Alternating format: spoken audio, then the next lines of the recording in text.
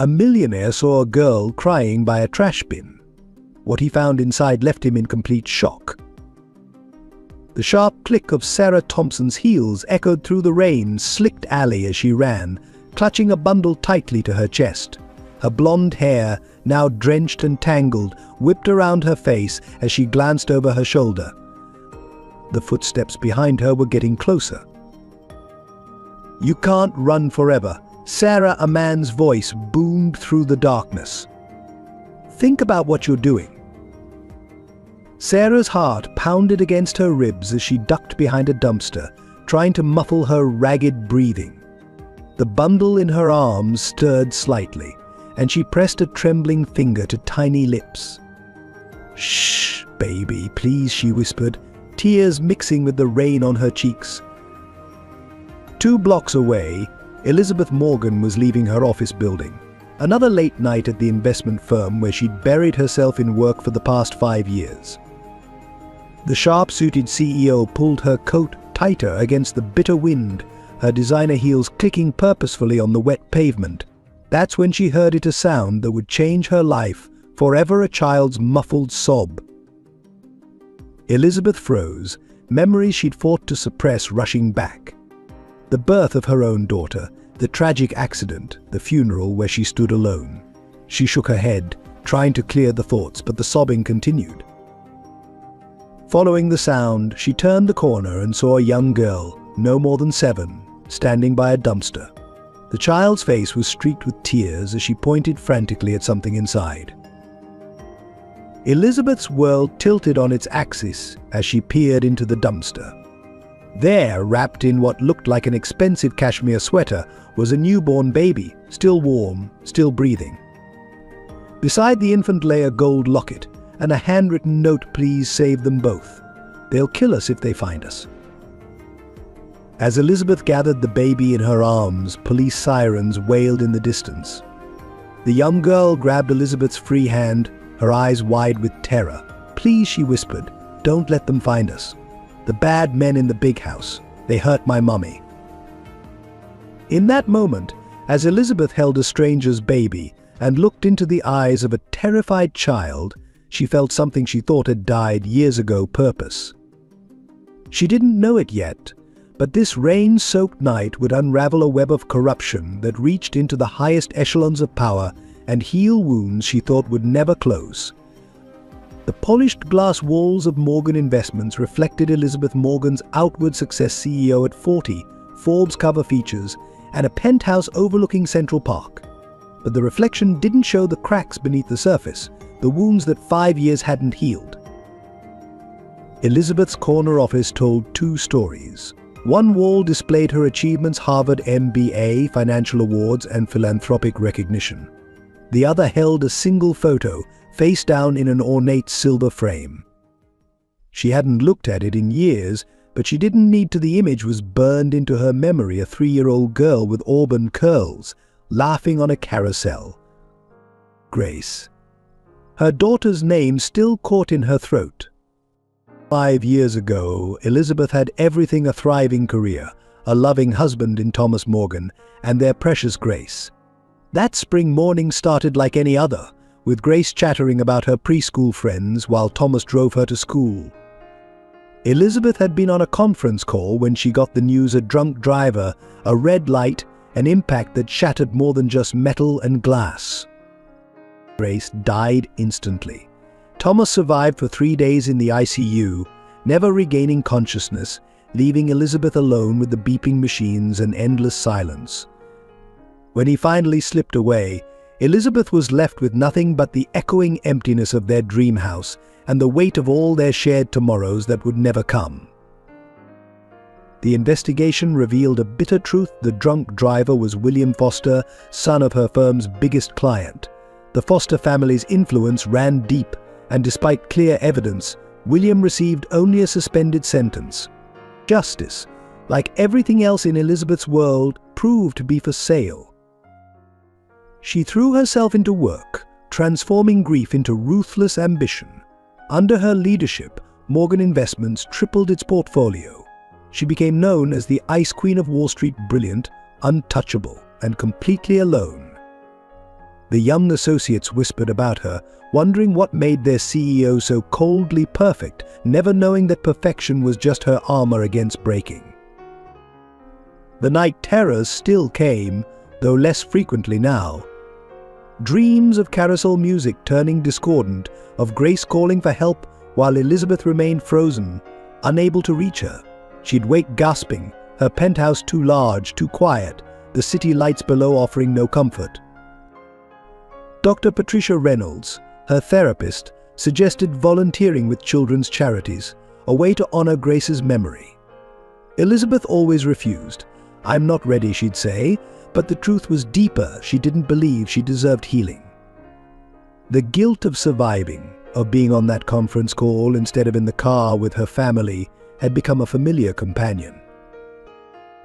The only person who glimpsed behind her walls was her assistant, Rebecca Mitchell, who'd been with her since before the accident.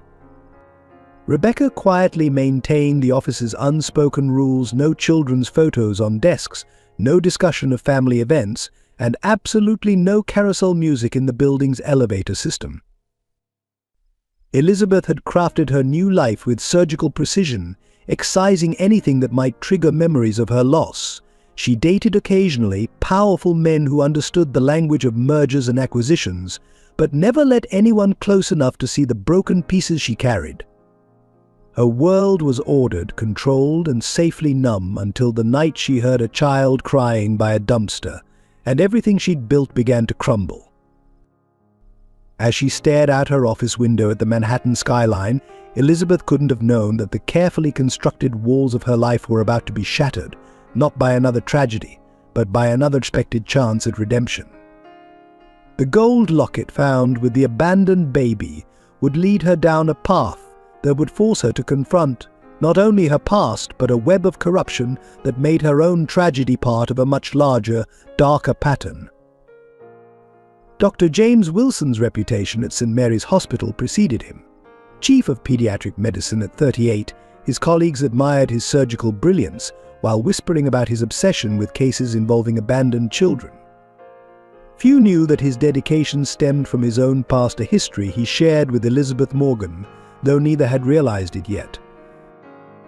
His office walls were lined with photos of children he'd saved, but one frame held a yellowed newspaper clipping from 25 years ago. Hospital fire claims lives, children missing. He'd survived that fire at St. Christopher's orphanage, but the guilt of being the only survivor haunted his every success.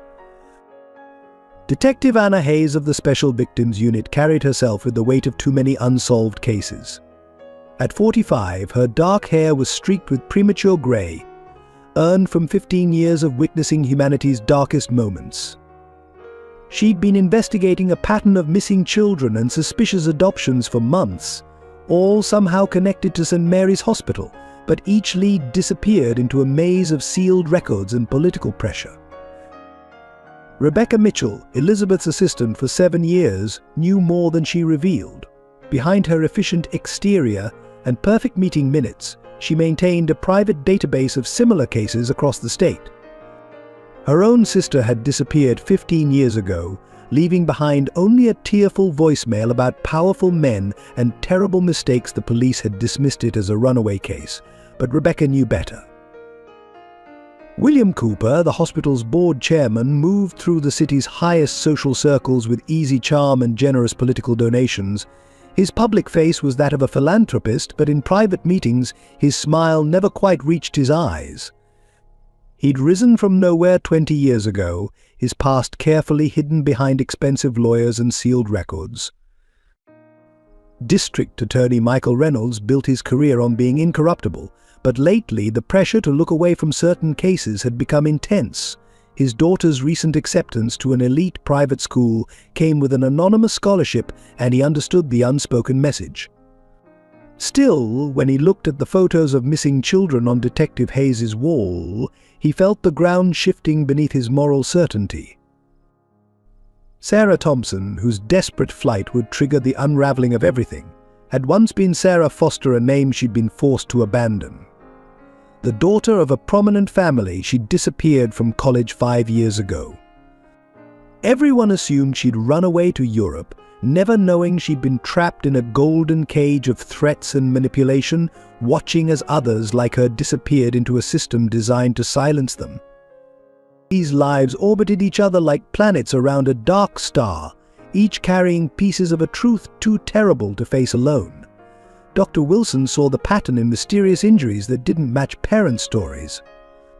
Detective Hayes found it in missing person reports that were mysteriously closed. Rebecca tracked it through financial records that never quite added up. They all moved through the same city, past each other in hospital corridors and charity galas, never realizing they were connected by invisible threads of tragedy and hope. But on the night Elizabeth Morgan found 2 abandoned children, these threads would begin to tangle and pull tight, drawing them all toward a confrontation that would either expose the darkness or consume them all. The stage was set, the players in position, each carrying their own wounds and secrets. None of them could have predicted how their lives would intertwine, or how their individual quests for truth would merge into something larger than themselves. Sarah Thompson's life had been divided into 2 distinct chapters before, and after the gala at the governor's mansion 5 years ago. Before, she had been Sarah Foster, the cherished daughter of real estate mogul Richard Foster, a straight-A student at Columbia University with dreams of becoming a human rights lawyer. After, she became a ghost, a number in a system designed to swallow young women whole. That fateful night, wearing a blue silk dress her mother had chosen, Sarah overheard a conversation in the mansion's library that would destroy her privileged world. Congressman Robert Williams and William Cooper, discussing what they called the cleanup. Names of girls, dates, locations, and staggering amounts of money. When she recognized her best friend Ashley's name among them, Ashley, who had supposedly died in a boating accident 3 months earlier, Sarah's champagne glass slipped from her fingers, shattering the facade of their secrecy. The next 24 hours became a blur of threats, tears, and carefully worded suggestions about her family's safety. Her father, rather than protecting her, made a single phone call and turned away, his ambitions worth more than his daughter's life. By sunrise, Sarah Foster ceased to exist, replaced by Sarah Thompson, a troubled young woman receiving treatment at a private facility. For 2 years, they kept her in a luxurious prison disguised as a women's wellness center. Other girls came and went, their pregnancies handled with discreet efficiency, their babies disappearing into a network of approved adoptions. Sarah watched, documented, and waited, knowing that speaking out meant risking not only her life but the lives of those she loved. She learned the system from the inside, how the girls were chosen, how accidents were arranged, how wealthy families paid fortunes for babies with the right genetic backgrounds. The network reached into every corner of power: judges who signed papers without questions, doctors who falsified records, politicians who buried investigations. Sarah's own pregnancy wasn't planned by the network. Her relationship with David, a young orderly who showed her kindness, had been her one source of comfort. When they discovered her condition, David disappeared, another accident that wasn't an accident at all. The network saw it as an opportunity, a chance to prove her loyalty by giving up her own child. Instead, Sarah planned her escape with the patience of someone who had nothing left to lose. She memorized guard rotations, collected small amounts of cash, and waited until she was carrying not just her own child, but evidence of the entire operation: documents, photos, and names carefully gathered over years.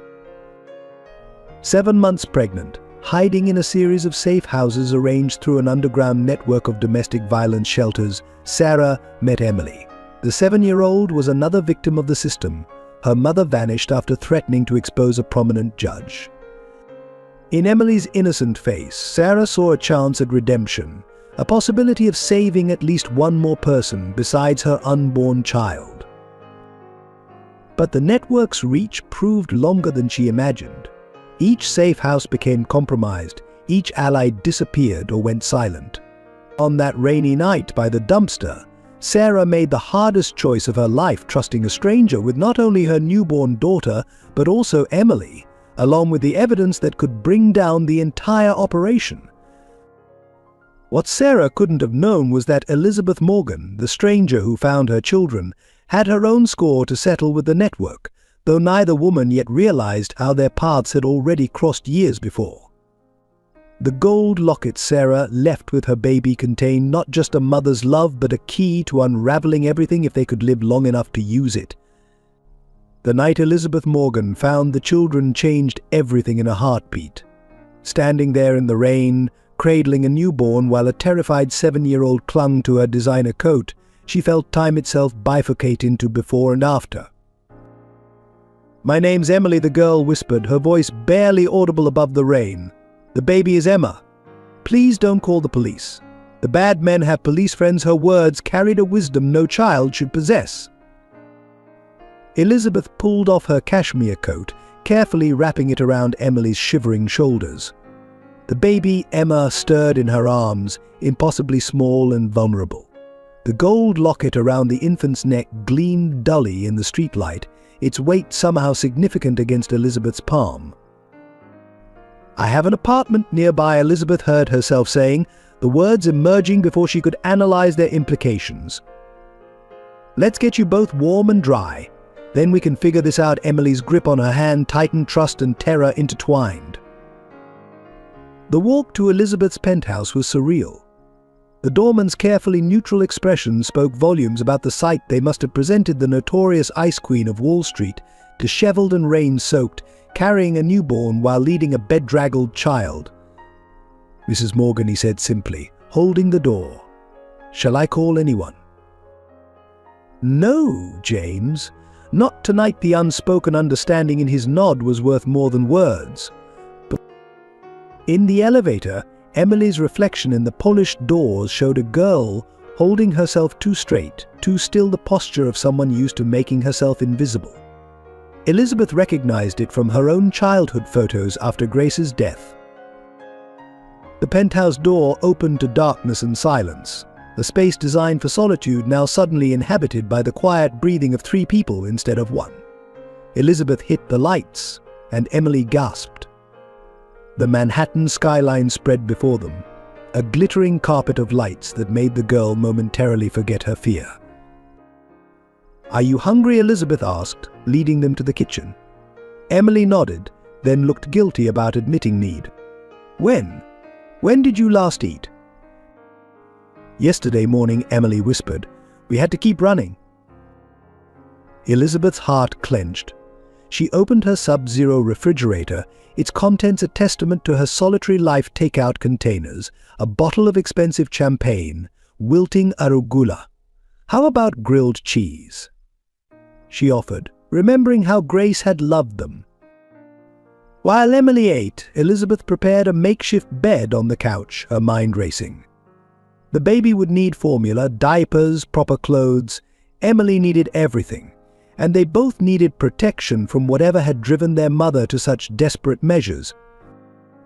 "The locket," Emily said suddenly, looking up from her sandwich. "Mummy said it's important, that it proves everything." Elizabeth carefully opened the gold pendant. Inside was not a photo but a tiny microsed card, barely visible unless you knew to look for it. Whatever was on that card had been worth abandoning 2 children to protect. The baby's cry pierced the night, primal and demanding. Elizabeth lifted Emma, muscle memory from Grace taking over as she cradled the infant. "Shh, little one," she murmured, swaying gently. "You're safe now." But were they? The note's warning echoed in her mind. "They'll kill us if they find us." Who were they? What kind of danger could drive a mother to leave her newborn in a dumpster? Emily had fallen asleep on the couch, the remains of her sandwich still clutched in one hand. In sleep, her face finally matched her age, young, vulnerable, bearing shadows no child should carry. Elizabeth covered her with a cashmere throw, then moved to the window, Emma still in her arms. The city spread below them, its lights now seeming less like stars and more like watching eyes. Somewhere out there, Mother was either running for her life or already silenced. Somewhere, the bad men Emily feared were realizing their quarry had slipped away. Elizabeth Morgan, who had spent 5 years building walls around her heart, felt those barriers crumbling. These children needed more than just shelter, they needed a protector. The kind of protector she had failed to be for Grace. Her phone buzzed. Rebecca, her assistant. "Mrs. Morgan, Dr. Wilson from St. Mary's has been trying to reach you. There's been an incident at the hospital. A woman was found unconscious in the parking garage. She was carrying photos of 2 children." Elizabeth's grip tightened on Emma. The game was already in motion, and she had just unwittingly become a player. "Rebecca," she said quietly, "I need you to do something for me. And it can never leave this conversation." St. Mary's Hospital gleamed in the pre-dawn light, its modern facade masking age-old secrets. Elizabeth arrived with Emma and Emily, her heart pounding against her Chanel suit. Rebecca had arranged a private entrance through the service area, away from curious eyes. But Dr. James Wilson met them in an isolated examination room, his face grave. "Mrs. Morgan," he said, then stopped short at the sight of the children. Something flickered in his eyes, recognition perhaps, or fear. "You found them." "What do you know about this, Dr. Wilson?" Elizabeth kept her voice low, conscious of Emily's tight grip on her hand. The girl had refused to leave her side, even for a moment. "The woman in the parking garage," he said, closing the door carefully. "She was carrying photos of these children. Before she lost consciousness, she said one word, Cooper. Then her heart stopped. We managed to revive her, but she's in a coma." Elizabeth felt a chill. William Cooper, the hospital board chairman, whose name appeared on half the city's charitable foundations. Was she identified?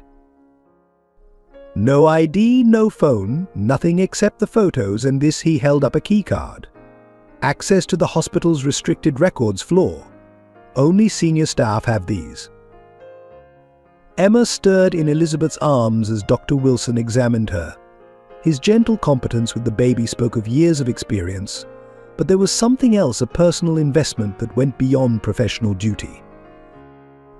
"The baby's healthy," he confirmed, "but there are traces of drugs in her system, high-end sedatives, the kind used in private clinics." His jaw tightened. "I've seen this pattern before." "What pattern?" Elizabeth demanded. "Pregnant women disappearing. Babies adopted through exclusive agencies. Records that vanish when I try to investigate." He met her eyes. 4 cases in the past year, all connected to this hospital. A nurse knocked, entering with supplies for Emma. Elizabeth noticed how Dr. Wilson subtly positioned himself between the door and the children. The nurse's name tag read Linda, but her hands shook as she set down the supplies, and she avoided eye contact. "Linda," Dr. Wilson called softly as she turned to leave. "How's Mr. Cooper's special ward today?" The nurse froze. I don't work that floor, Doctor." She practically fled the room. "Special ward?" Elizabeth asked. "Officially, it's a private rehabilitation facility." Unofficially, he shook his head. "Nobody who goes in ever seems to come out through the front door." Emily suddenly spoke, her first words since arriving at the hospital. "The White Room," she whispered. "Mummy was there, with the other ladies who cried." Elizabeth and Dr. Wilson exchanged looks. A 7-year-old's testimony wouldn't hold up in court, but it confirmed their suspicions. "I need to see those records," Elizabeth said. "It's not that simple. The restricted floor requires 2 key cards to access and the security cameras." "I own shares in this hospital, Doctor. Significant shares." Elizabeth's voice carried the steel that had earned her Wall Street reputation. "And I have friends in the SEC who would be very interested in certain financial discrepancies I'd noticed." Dr. Wilson studied her for a long moment. "Tonight," he said finally, "after the evening shift change. But the children can't stay here, it's not safe." As if to prove his point, voices echoed from the hallway. "Cooper's on his way down. Some emergency board meeting about a security breach." Elizabeth gathered Emma closer. "My penthouse has security. Rebecca can watch them." "No," Dr. Wilson countered. "Too obvious. I have a better place, he scribbled an address. My mother's house in Greenwich. Nobody knows about it. She'll protect them with her life. The choice hung in the air: trust this doctor she barely knew, or risk the children's safety. Emily made the decision for her, reaching for the paper. The doctor has kind eyes, she said simply. Like Mummy. Before they could move, the door handle turned. Dr. Wilson reacted instantly, pulling a privacy curtain around them as William Cooper's voice filled the room. Wilson? There you are. We need to discuss some missing records. Of course, Mr. Cooper. Let me finish with my patient. Through a gap in the curtain, Elizabeth saw Cooper clearly for the first time. Expensive suit, perfect smile, cold eyes. He scanned the room slowly, predatory. Anything unusual today, Doctor? Any. Unexpected admissions? Just routine cases, Wilson replied smoothly. Behind the curtain, Elizabeth held her breath, one hand over Emma's tiny mouth. Cooper lingered a moment longer, then left. The click of his shoes echoed like gunshots down the hall. Tonight, Dr. Wilson whispered urgently. 10 p.m. Don't trust anyone else in this hospital. As Elizabeth slipped out with the children, she caught a glimpse of Cooper watching from his office window above. The game was escalating, and she had just committed to playing for the highest stakes imaginable: 2 young lives and the chance to expose a darkness she was only beginning to comprehend. Elizabeth's penthouse felt like a war room as Detective Anna Hayes spread documents across the marble dining table. Legally, we can place them in protective custody, the detective explained, but that makes a paper trail. One that certain people will be watching for. Elizabeth stood by the window, watching Emily sleep on the couch while cradling Emma. The city lights blurred through unshed tears as memories of Grace flooded back. What about temporary private custody? She asked. I have the resources, the security? Detective Hayes' expression softened. It's not that simple. 2 children with no documentation, possibly connected to a major criminal investigation. The system. The system is broken, Elizabeth cut in. You know it. I know it. That's why their mother left them with a stranger instead of going to the police. Rebecca entered silently, carrying a stack of legal papers. Always efficient, she'd already contacted Elizabeth's lawyers, drafted emergency custody documents, and prepared multiple contingency plans. But there's another option, Rebecca said quietly. Private adoption agencies sometimes handle sensitive cases. No questions asked. For the right price, she placed a business card on the table. Sunshine Adoptions. They have interesting connections. Detective Hayes picked up the card, her face darkening. We've investigated them before. Every lead disappeared. Every witness changed their story. Then that's our way in, Elizabeth said. I'm a wealthy single woman seeking to adopt. Exactly their type of client. It's dangerous, Hayes warned. These people, they don't play by any rules. Elizabeth looked down at Emma's sleeping face, so trusting, so vulnerable. Then at Emily, who even in sleep kept one hand curled around the gold locket's chain. Neither do I. Not anymore. The next hours became a blur of activity. Rebecca coordinated with Elizabeth's legal team while Hayes made calls to trusted colleagues. By morning, they had created a paper trail that would withstand scrutiny. Elizabeth Morgan, seeking to adopt, had been privately approached about 2 children needing immediate placement. All technically legal, though walking a fine line. Dr. Wilson arrived as they finished, looking exhausted. Cooper's called an emergency board meeting for tomorrow. They're reviewing all adoption referrals from the past 5 years. He knows something's wrong. Then we're running out of time, Elizabeth said. She handed him a document. I need you to sign this. Medical certification for emergency custody placement. He read it carefully, understanding the risk she was taking. You know what this means? Once you sign these papers, you're all in. They'll come after you with everything they have. Elizabeth thought of Grace, of all the moments she'd missed, all the protection she'd failed to provide. "I lost my daughter because I wasn't there to protect her," she said, her voice steady despite the pain. "I won't fail these children too." The morning sun was rising as they finalized the arrangements. Detective Hayes would officially list the case as under investigation but mark it low priority. Dr. Wilson would handle the medical records, creating a plausible history that could withstand examination. Rebecca would manage the practical details of suddenly acquiring 2 children. Emily woke as they finished, her eyes immediately seeking Elizabeth. "Are we leaving?" she asked, fear edging her voice. Elizabeth knelt beside her. "No, sweetheart. You're staying right here. With me." She hesitated, then continued, "if that's what you want." Emily's response was to throw her arms around Elizabeth's neck, holding on, as if afraid she'd disappear. Over the girl's shoulder, Elizabeth met Hayes' concerned gaze. They all knew this decision had just made her a target.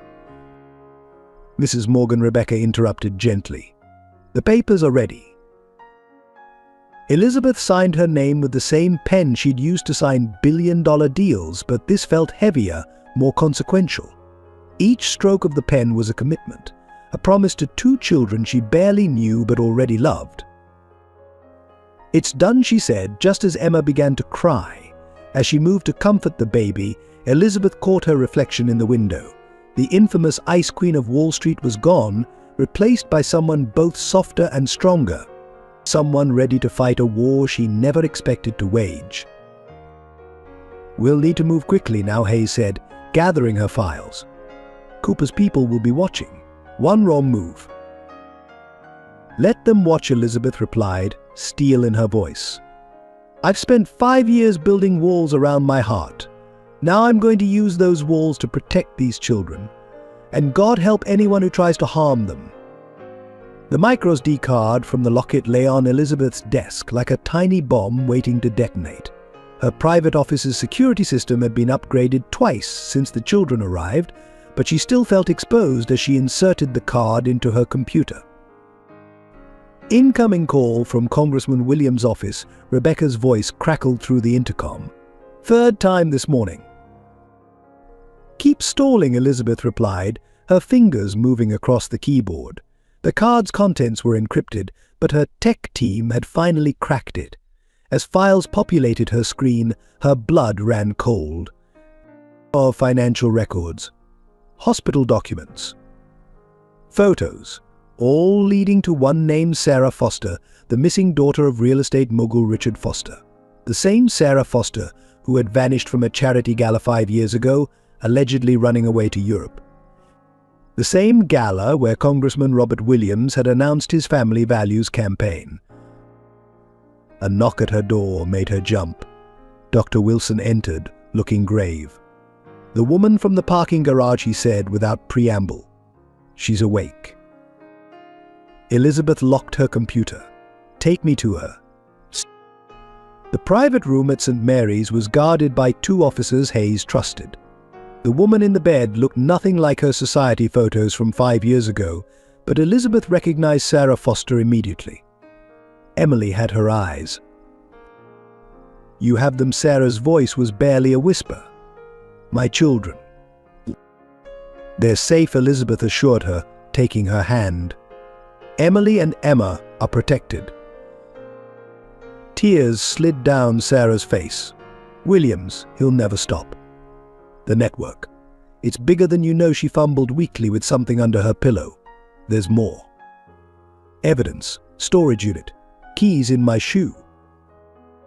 Dr. Wilson checked the monitors as Sarah's voice grew weaker. "She needs rest." "Wait." Sarah grabbed Elizabeth's arm with surprising strength. "The gala. 5 years ago, I saw. I heard them planning. Williams and Cooper. They choose girls who won't be missed. Rich families who'll pay to avoid scandal. Poor ones who can't fight back." Her voice broke. "Ashley Madison. She wasn't the first. But I have proof now. Everything's documented." Elizabeth's mind raced. Ashley Madison, the senator's daughter who died in a boating accident. She'd been Grace's age. Sarah will protect you. You can testify. No, Sarah's heart monitor spiked. Can't know I'm alive. Emily, she saw too much. They'll kill her first. Then Emma, she pressed a key into Elizabeth's hand. Unit 247, Riverside Storage. Everything you need to end this. Her eyes drifted to Dr. Wilson. Trust him. He was there. At St. Christopher's, he knows. Dr. Wilson stiffened. St. Christopher's Orphanage, the fire 25 years ago. Sarah nodded weakly. Cooper's first cover-up. The missing children weren't all victims. Some were. Merchandise. The monitors began beeping urgently. Dr. Wilson moved quickly, checking Sarah's vitals. She's crashing. Get a crash cart in here. Elizabeth was ushered out as medical staff rushed in. Through the window, she watched them fighting to stabilize Sarah. Her phone buzzed Detective Hayes. "We have a problem," Hayes said without greeting. "Someone just accessed Foster's sealed records. Williams is on the move. And Elizabeth, he's heading to your office." "Stall him," Elizabeth ordered, already moving. "I need 10 minutes. There's more." Cooper just called an emergency board meeting at the hospital. Topic: reviewing all recent emergency custody placements. Elizabeth's grip tightened on Sarah's key. Everything was accelerating. The storage unit would have to wait.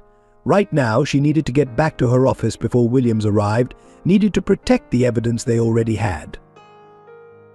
Her phone buzzed again. "Rebecca, Mrs. Morgan, Emily's school just called. A man claiming to be her uncle tried to pick her up. Showed official documentation." Elizabeth's world tilted. "Is she safe?" "Yes. Your security team intercepted. But, Mrs. Morgan, the documentation was real. Signed by a family court judge this morning." The pieces clicked together. While they'd been focused on Williams, Cooper had been moving through legal channels. They were trying to take Emily through the system itself.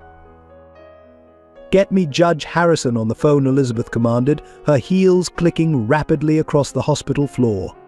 "And, Rebecca, activate Protocol Grace." Protocol Grace, named for her daughter, was their nuclear option. Every piece of evidence they had would automatically be sent to 20 different news outlets if Elizabeth didn't enter a code every hour. She'd created it as insurance, hoping never to use it. The elevator opened to William Cooper himself.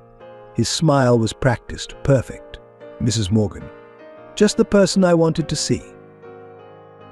Behind him, through the hospital windows, Elizabeth saw a black SUV pull up. Congressman Williams stepped out, flanked by men who were obviously not congressional aides. The game was changing. No more shadows and secrets. They were coming into the light, confident in their power to crush anyone in their way. Elizabeth straightened her spine, channeling every bit of the Ice Queen they'd nicknamed her. "Mr. Cooper, Congressman Williams, shall we discuss what this is really about?" Storage Unit 247 was tucked away in a forgotten corner of Riverside Storage, far from the security cameras. Elizabeth's hands shook as she turned Sarah's key in the lock. Dr. Wilson stood guard while Detective Hayes waited in her unmarked car outside. "My God," Dr. Wilson breathed as the door rolled up. The unit was a meticulous archive of horror. Filing cabinets lined the walls, each drawer labeled by year. On a table sat a laptop and stacks of external hard drives. Elizabeth opened the first cabinet. Inside were hundreds of files, each containing a girl's photo, medical records, and transaction details. "These go back 15 years, she whispered, pulling out a file at random. "Look at this, payments routed through Cooper's charitable foundation." Dr. Wilson picked up a medical file, his face ashen. "These are forged hospital records. Deaths that never happened, births that were covered up. Cooper's signature is on everyone." A familiar name caught Elizabeth's eye. Ashley Madison. She opened the file with trembling fingers. Inside was a USB drive labeled Gala Night. "We need to get all of this out of here," Hayes said, appearing at the doorway. Now, Cooper's car was spotted heading this way. They worked quickly, loading boxes into Hayes' car. Elizabeth grabbed the laptop and hard drives last, just as headlights swept the storage facility's entrance. "Too late," Hayes muttered. "He's here. Back exit now." They slipped out through the facility's service entrance as Cooper's voice echoed through the corridors. "Search every unit. Find those files." Safe in Hayes' apartment, they began piecing together the network's operation. The laptop contained meticulous records. Cooper had documented everything, confident in his power to prevent exposure. "It's all here," Elizabeth said, scrolling through spreadsheets. Girls selected from Williams' youth programs, wealthy families blackmailed into giving up their daughters, fake adoptions, real babies sold to the highest bidders. Hayes studied a document. Cooper ran it like a business. "Look at these profit margins. Each girl was assessed for market value based on background, appearance, education." Dr. Wilson's voice shook with rage. The hospital was their processing center, private wings where girls were held until they gave birth, medical records altered to show stillbirths while the babies were sold. Elizabeth opened another file and froze. "James, look at this. St. Christopher's Orphanage. The fire wasn't an accident." Dr. Wilson leaned in, his face pale. "Cooper was the administrator before the fire. These children, they were being sold. The fire was set to destroy records when investigators got too close." But why keep documenting everything, Hayes wondered. Why risk maintaining these records? Insurance, Elizabeth realized. Leverage over everyone involved. Judges, doctors, politicians, they're all implicated. That's how he's controlled them all these years. A video file caught her attention. Williams Foster negotiation. The timestamp matched the night of the gala. Elizabeth clicked play. Sarah's voice filled the room. "You can't keep doing this." "I'll tell everyone." Williams' smooth reply. "Who would believe you? Your own father agreed to our terms." Cooper's cold laugh. "Another troublesome girl handled. The program works, Robert." Elizabeth stopped the video, her hands shaking. "We have them. All of them." Hayes shook her head. "They'll claim it's all fabricated. These men have teams of lawyers, political connections." "Then we'll need something they can't fight." Elizabeth pulled out her phone. "Rebecca? Remember that list of journalists we trusted? Call them all. Now." Dr. Wilson touched her arm. "Elizabeth, if we do this, there's no going back. These men will come at you with everything they have." Elizabeth thought of Emily and Emma, safe in her penthouse under armed guard, of Sarah, fighting for life in the hospital, of Grace, who she couldn't save. "Could," she said firmly, "let them come. I'm done playing defense." Her phone buzzed. A text from Rebecca. "Mrs. Morgan, Cooper just called. He's offering a deal. Full custody of the girls, all charges dropped if you hand over the files." Elizabeth's laugh was cold. "Tell him I don't make deals with monsters." She turned to Hayes and Wilson. "We're going public. Tonight, every news outlet, every social media platform. Let's see how their power holds up under the spotlight." Hayes nodded grimly. "I'll coordinate with FBI contacts. Once this breaks, they can't stall anymore." And Elizabeth, Dr. Wilson added softly, "You've just declared war on some very powerful people." Elizabeth thought of the files, each one representing a life destroyed by greed and corruption. "No," she corrected. "They declared war when they started hurting children. I'm just finally fighting back." The early morning light filtered through Elizabeth's office windows as Dr. Wilson paced, his usual composure shattered. Before him lay a file from St. Christopher's Orphanage, yellowed with age but devastating in its contents. "I always knew I wasn't the only survivor," he said, his voice raw. But this, he touched a photo of himself at age 7, standing beside a young girl. Her name was Amy. She was like a sister to me." Elizabeth studied the image. "What happened to her?" "The night of the fire, Cooper separated us. Said she was being adopted by a special family. I never saw her again." His hands trembled. "Until now." He placed another photo on the desk, a recent one. A woman in surgical scrubs at St. Mary's. Meet Dr. Amy Parker, head of obstetrics. Cooper's most trusted doctor. "You're Amy," Elizabeth whispered. "She's been working with them." Not willingly, Wilson pulled out more documents. "Cooper's been blackmailing her. She signed off on all those falsified birth records because he threatened to reveal her past she doesn't even remember." Hayes entered, carrying coffee. "The fire didn't just destroy records," she said. "It traumatized the children so severely that many blocked out their memories. Cooper used that trauma, shape their new identities." I recognized her voice first, Wilson continued. "In surgery, she was humming a lullaby, the same one she used to sing to help me sleep at the orphanage. When I tried to talk to her about it, Cooper had me transferred to a different department." Elizabeth's phone buzzed. "A message from Rebecca, Dr. Parker requesting urgent meeting. Says it's about Project Cherub." Wilson's head snapped up. That was Cooper's code name for the original program at St. Christopher's. Amy remembers. "Or it's a trap," Hayes warned. "No," Wilson said firmly. "I know my sister. She's breaking free." The meeting was arranged in Elizabeth's private conference room. Amy Parker entered looking haunted but determined. "James," she said softly, "I remember now. The fire, the children, all of it." Tears streamed down Wilson's face as he embraced her. "I tried to find you." "Cooper made sure we never connected," Amy said, pulling away. "But seeing those children you're protecting, Emily and Emma, it triggered something. The memories started coming back." She placed a USB drive on the table. "I've been collecting evidence for years, not knowing why. Birth records, adoption papers, video footage from the maternity ward. I thought I was just being thorough. But I was building a case, wasn't I? Some part of me knew." Hayes picked up the drive. "This could be the missing piece we need.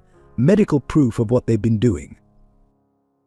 "There's more," Amy continued. "Cooper didn't just separate us that night. He's been replicating the program. Finding broken children, reshaping them into unwitting accomplices. There are others like me in hospitals across the country." Wilson sank into a chair. "How many?" "Dozens. All survivors of accidents at various institutions. All placed in medical positions where they could facilitate the network." Amy's voice broke. "I helped them, James. I didn't know, but I helped them do to others what they did to us." Elizabeth touched her shoulder. "You were a victim, Amy. But now you can help us stop them." "Cooper will kill me if he finds out I've talked." "No," Wilson said fiercely. "I lost you once. Never again." Elizabeth's security system pinged. Cooper was in the building lobby. Amy paled. "He knows. Somehow he knows. Somehow he knows." "Good," Elizabeth said, her voice steel. "Let him come." "Detective Hayes, get Amy's evidence to your FBI contacts. Dr. Wilson, take your sister to the safe house. It's time to end this." As Wilson led Amy out through the private exit, she stopped. "Elizabeth, there's one more thing you should know. The night of the fire, I saw Cooper talking to someone. A boy, maybe 15. He called him little brother." Elizabeth's world tilted. The pieces suddenly aligned. Cooper's meteoric rise from nowhere, his obsession with controlling others, the way he'd positioned himself at the heart of the city's power structure. "William Cooper isn't his real name, is it?" she asked softly. Amy shook her head. "No, he was one of us. An orphan who learned to survive by becoming the very monster who destroyed him." The elevator chimed. Elizabeth straightened her spine, ready to face the man who had twisted so many lives, including his own. "Go," she told Wilson and Amy. "Let me deal with Cooper. It's time he faced someone who understands what it means to lose everything and rise stronger. Dawn broke over Elizabeth's penthouse, painting the sky in shades of hope. Emily sat at the breakfast bar, carefully feeding Emma her bottle, while Elizabeth prepared pancakes, Grace's favorite breakfast. The domesticity of the scene still felt surreal.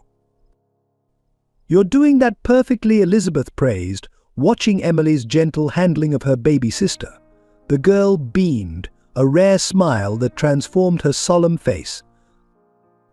"Mummy taught me," Emily said softly, then hesitated. "I mean, Sarah.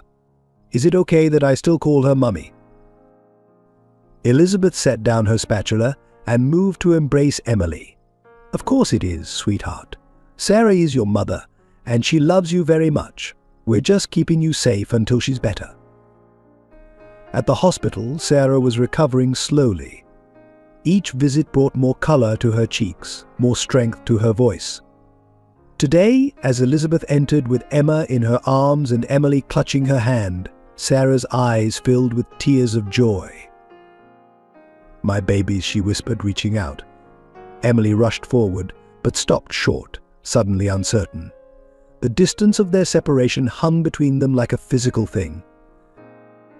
"It's okay," Elizabeth encouraged gently. She helped Sarah hold Emma, watching as mother and daughter reconnected. Emily edged closer, finally allowing Sarah to pull her into an embrace. "I'm so sorry," Sarah murmured into Emily's hair. "I never wanted to leave you. Either of you."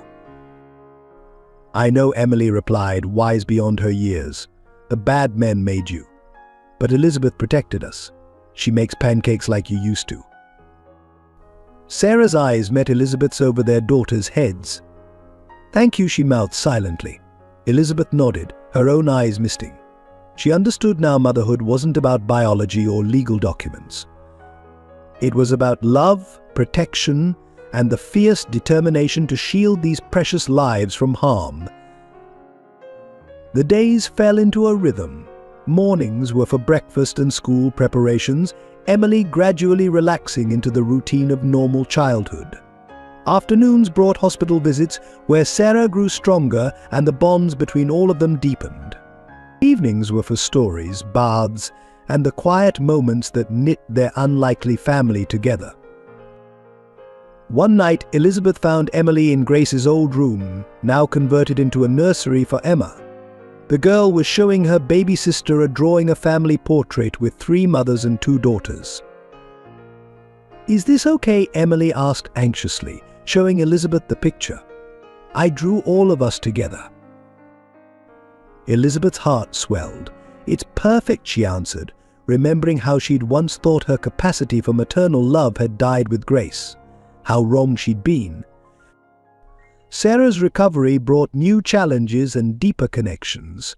When she was strong enough to be moved, Elizabeth arranged for her transfer to the penthouse's secure guest suite. The first night together was awkward, all of them navigating unfamiliar territory. "I don't want to impose," Sarah began, but Elizabeth cut her off. "This isn't charity," she said firmly. "This is family. Different, maybe, but no less real." Over late-night tea, after the girls were asleep, Sarah and Elizabeth shared their stories. Sarah spoke of her privileged childhood shattered by betrayal, of her fear and loneliness during her years in hiding. Elizabeth revealed her own losses, Grace, Thomas, her faith in justice. "How do you do it?" Sarah asked one evening, watching Elizabeth soothe Emma through a bout of colic. "After losing Grace, how do you open your heart again?" Elizabeth considered the question, gently patting Emma's back. "I thought I was protecting myself by staying closed off, but seeing Emily that night, finding Emma, I realized Grace wouldn't want her death to stop me from loving. She'd want me to help other children, to be the protector I couldn't be for her." Their conversation was interrupted by Emily's nightmares, a frequent occurrence. Both women rushed to comfort her, and something shifted in that moment. They weren't competing for maternal rights, they were collaborating in love. The 3 adults, Elizabeth, Sarah, and Dr. Wilson, created a support system around the children. Wilson's medical expertise helped with Emma's development, while his gentle presence provided a father figure Emily had never known. His connection with Sarah, born of shared trauma and resilience, added another layer to their expanding family circle. "We're quite the unconventional group," Wilson observed one Sunday as they all shared dinner. Emily was teaching Sarah to use chopsticks while Emma gurgled happily in Elizabeth's arms. "Convention is overrated," Elizabeth replied, watching her found family with pride. "Love isn't about following rules, it's about creating safe spaces for healing." As weeks passed, their bonds strengthened. Emily's nightmares decreased, replaced by dreams she eagerly shared at breakfast. Emma thrived under the attention of 3 devoted parents. Sarah's recovery accelerated, fueled by the joy of rebuilding relationships with her daughters. But beneath their growing happiness lay the knowledge that Cooper and his network still lurked in the shadows. Their family's peace was built on vigilant security systems, safe words, escape plans carefully memorized. Yet even this uncertainty couldn't diminish the miracle of their connection.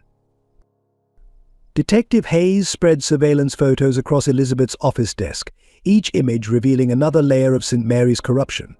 "We've mapped the entire operation," she explained, pointing to staff photographs. "Every shift has at least one of Cooper's people. They identify vulnerable patients, especially pregnant women without strong family connections." Dr. Wilson entered, carrying a thick folder. "I've traced the money," he said, his voice tight with anger. "Cooper's Foundation accepts donations from wealthy families always after their daughters mysteriously disappear. The amounts range from $5 to $10 million. Elizabeth studied a financial report. These donations are then laundered through hospital renovations that never happen. Look at these construction companies, they all lead back to shell corporations. Amy Parker joined them, still adjusting to her role as key witness. "I've identified 15 nurses and 5 doctors who were placed here by Cooper. All orphans, all with mysteriously altered records. He built his network using people who had no one to question their backgrounds." Hayes picked up a patient file. Sarah wasn't the first to try exposing them. 3 other women attempted to contact authorities. All 3 suffered accidents before they could testify. She paused. 2 fatal, 1 permanently silenced in a mental institution. Elizabeth's phone buzzed Rebecca with an urgent update. "Mrs. Morgan, Congressman Williams just announced a congressional hearing on hospital adoption practices. He's positioning himself to control the investigation." "He's trying to get ahead of the story," Hayes growled. "If he leads the investigation, he can bury the evidence." Dr. Wilson studied security footage from the hospital's restricted floor. "Look at this pattern. Every Tuesday night, pregnant women are moved from the private wing to the service elevator. They reappear in records as having left the hospital, but there's no footage of them exiting. Because they never leave," Amy interjected. "There's a sub-basement level, officially condemned after flooding damage. That's where they keep them until they give birth." Elizabeth's blood ran cold. "How many women are down there right now?" "At least 6, Amy replied, her hands shaking, all marked in records as voluntary departures or transfers to private care." Hayes studied blueprints of the hospital. The sub-basement doesn't appear on recent plans.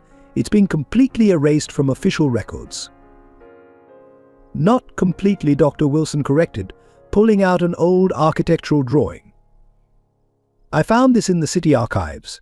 There's a service tunnel connecting the sub-basement to an old maintenance building 3 blocks away. That's how they move the women without being seen." Elizabeth's security chief entered with new surveillance photos. "We've identified the maintenance building.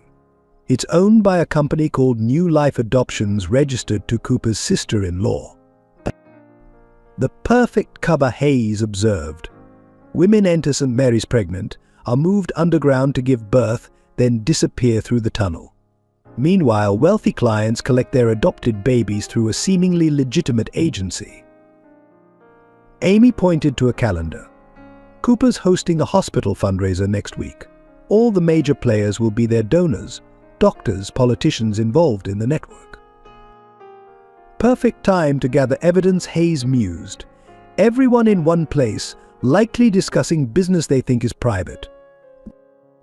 Elizabeth opened her laptop, showing encrypted emails. My tech team cracked Cooper's private server. He's getting sloppy, making mistakes. Look at this exchange with Williams about merchandise delivery schedules. Dr. Wilson's face darkened. They're not even trying to hide it anymore. They're so confident in their power that they're practically flaunting it. That confidence will be their downfall, Elizabeth declared. Hayes, can your FBI contacts arrange surveillance for the fundraiser? Already in motion. We'll have undercover agents as servers, security, even guests.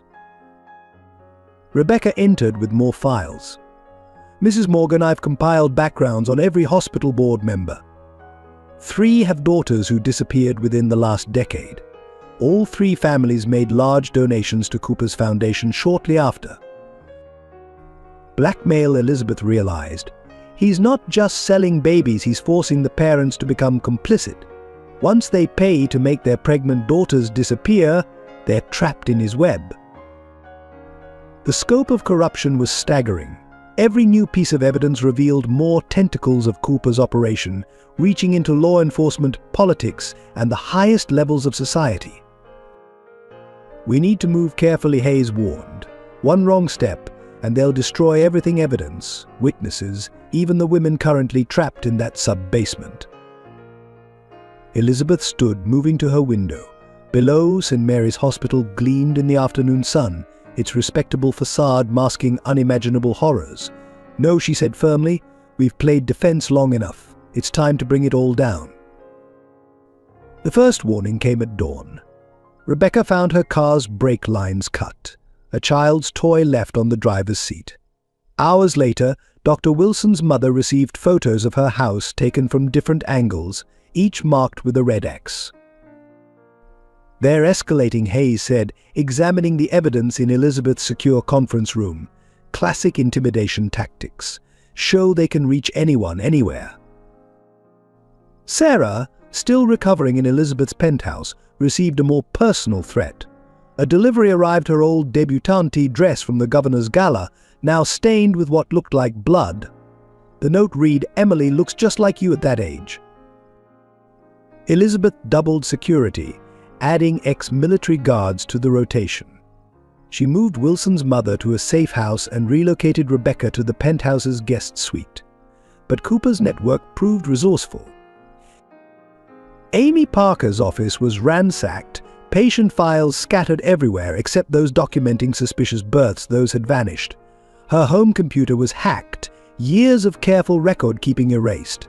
But they're trying to destroy the evidence before the fundraiser, Wilson observed, holding Amy as she shook with fear and rage.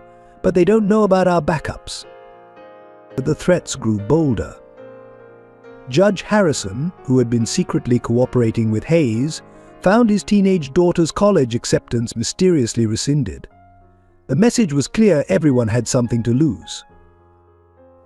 Elizabeth received her own warning during a board meeting. A video played on the conference room screen footage of Grace's fatal accident, followed by current images of Emily at school and Emma in the park. The board members sat in horrified silence as Elizabeth maintained her composure, even as her hands trembled beneath the table.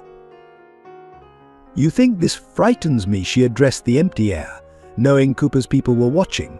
You've already taken everything once. Never again.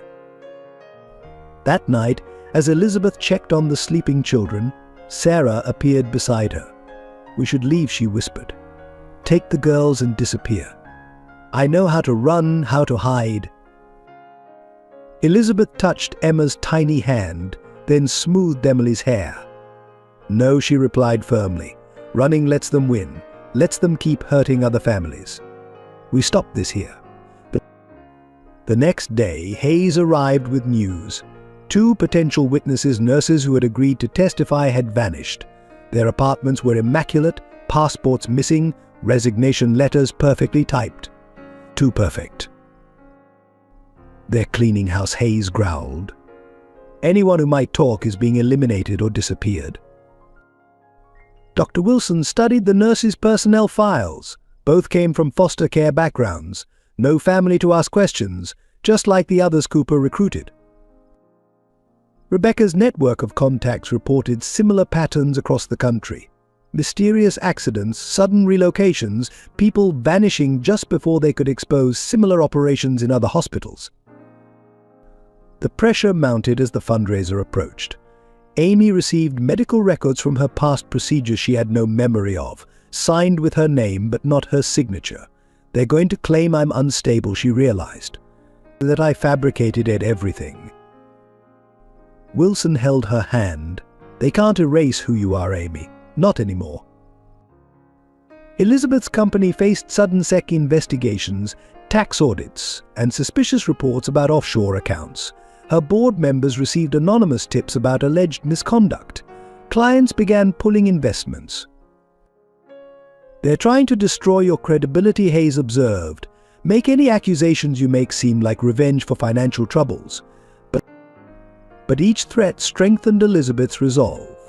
She converted her liquid assets to untraceable accounts, secured her evidence in multiple locations, and prepared for war. The final warning came 3 days before the fundraiser. A small package arrived at the penthouse at Carousel Horse, painted black, with a note, "Every mother's nightmare is losing a child. Are you ready to lose 3?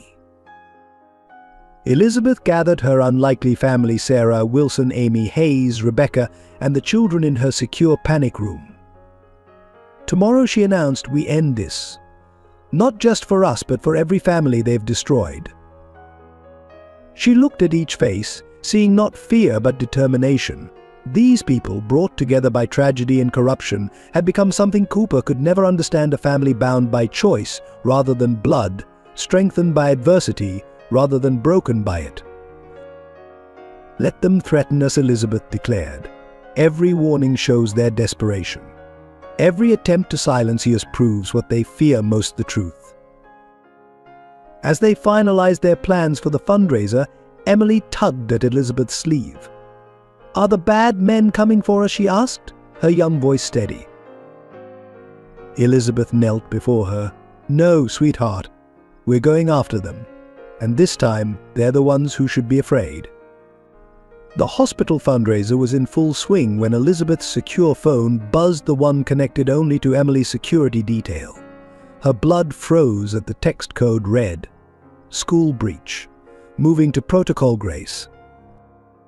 She caught Hayes' eye across the ballroom, giving the prearranged signal. Within seconds, her security team was mobilizing while maintaining the illusion of normalcy at the gala. At Emily's private school, chaos erupted. 2 men posing as federal agents had attempted to remove Emily from her classroom, presenting seemingly legitimate court orders. They hadn't counted on Elizabeth's security measures. Every staff member had been trained to recognize authentic credentials, and Emily wore a panic button disguised as a bracelet. Target secure, came the update. Moving to Safe House C, 2 hostiles in pursuit. Elizabeth maintained her composed facade, laughing at a donor's joke while her heart raced. Cooper stood across the room, his perfect smile never wavering. He knew this was his counter move. "Mrs. Morgan," he approached smoothly, "you seem distracted. Family matters." Before she could respond, another text arrived: "Vehicle disabled. Taking defensive position at checkpoint Delta." Dr. Wilson appeared at her elbow. "Elizabeth, your daughter's school called. Apparently there's been a misunderstanding about pickup authorization." Cooper's eyes glittered. "Oh dear. How unfortunate. Children's safety is so important these days. One can never be too careful." Elizabeth's phone showed the security feed. Emily huddled in a panic room with her protection detail, while armed men attempted to breach the reinforced door.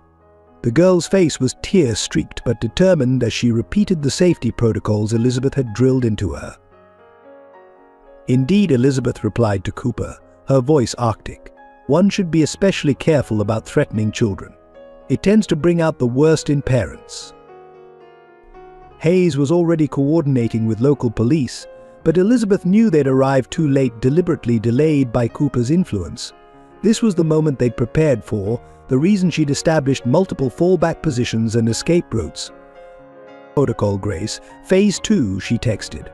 Within minutes, every major news outlet received anonymous evidence packages detailing Cooper's network. If anything happened to Emily, the entire operation would be exposed. The security feed showed the panic room door beginning to buckle.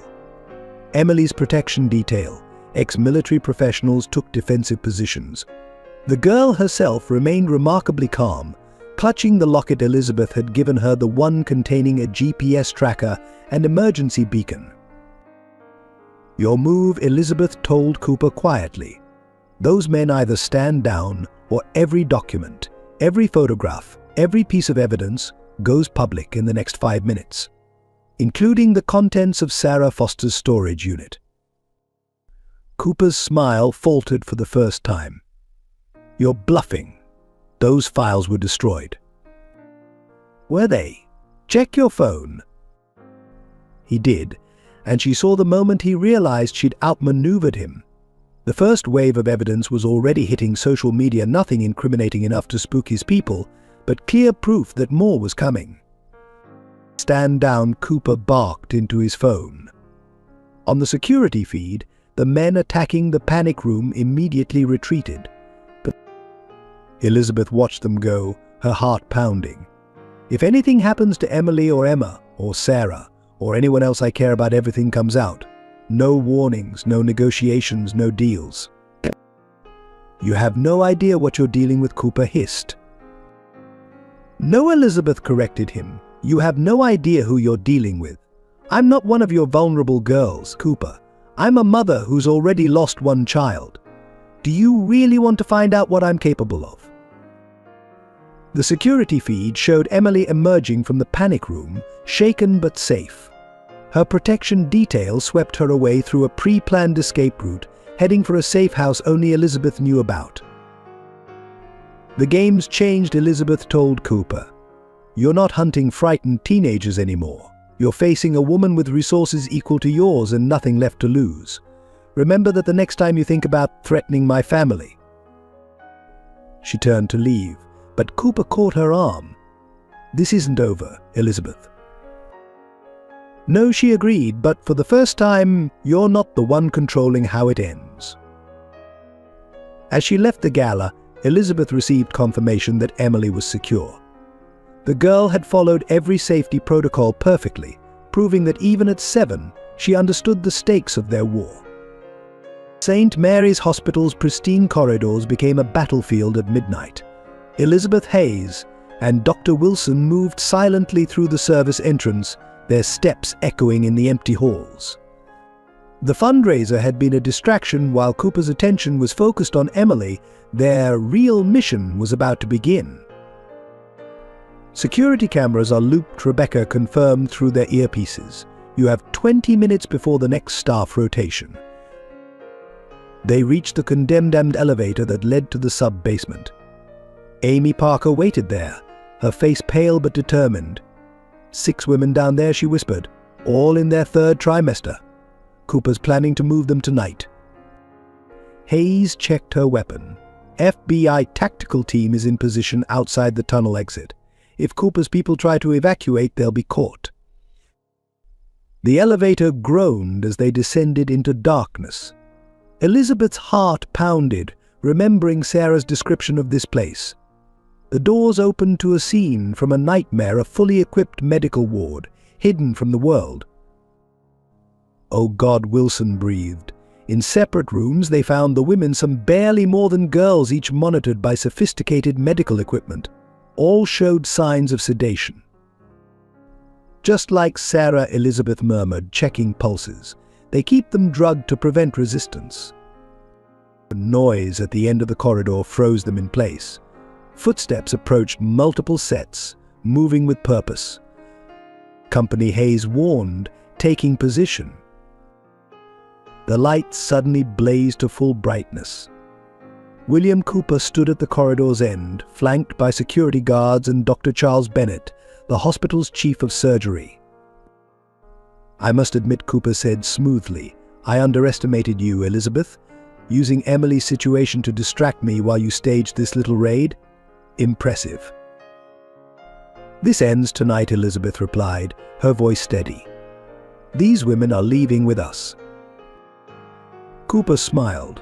These women are receiving private medical care at their family's request. All perfectly documented. He held up a file. Signed consent forms, witness statements, judge's orders. Forged, Hayes countered. Just like the papers you used to try taking Emily. Prove it, Cooper challenged. Every document is legally binding. Every procedure approved by licensed medical professionals. He nodded to Dr. Bennett. Right, Charles? Bennett wouldn't meet their eyes. Elizabeth recognized the look, the same one her father had worn when choosing silence over justice.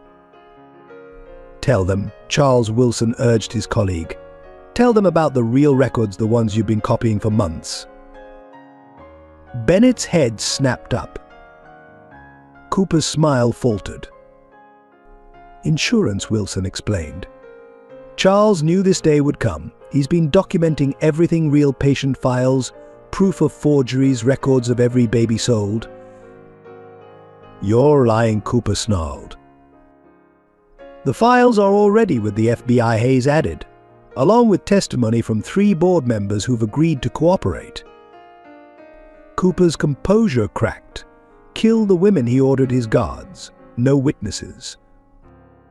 Try it, Elizabeth's voice cut through the tension. Every major news outlet is live streaming this conversation. Hidden cameras, Cooper. The whole world is watching. On cue, Rebecca's voice came through their earpieces. Live feeds confirmed. All networks carrying the story. Cooper lunged for Elizabeth, but Wilson intercepted him. In the chaos that followed, Hayes' FBI team breached from both ends of the corridor. Cooper's guards, faced with overwhelming force and live exposure, surrendered. William Cooper, Hayes began, cuffing him personally. You're under arrest for kidnapping, human trafficking, conspiracy. You've destroyed everything, Cooper spat at Elizabeth. No, she corrected him. I've stopped you from destroying any more lives. The women were evacuated to waiting ambulances, each accompanied by legitimate medical staff. Dr. Bennett provided a full confession, trading testimony for leniency. Within hours, the story broke worldwide. Prominent hospital exposed as front for trafficking operation. Elizabeth watched as Cooper was led away, his empire crumbling around him. Her phone buzzed a text from Sarah. Emily's safe.